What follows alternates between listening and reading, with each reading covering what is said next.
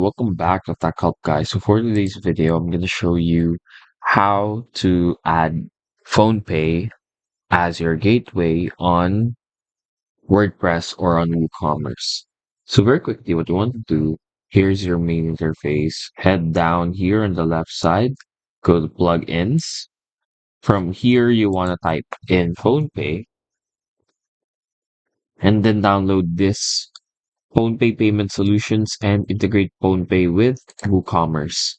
Once you have downloaded that, you will just need to also download WooCommerce, just in case you haven't installed that yet as well.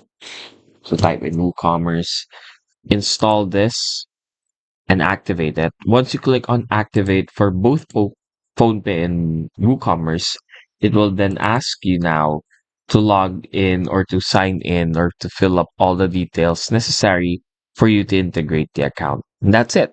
Hopefully, we were able to help you out on this. If we did, please do hit, of course, the like and subscribe button and follow us for more videos only here on Tech Help Guy.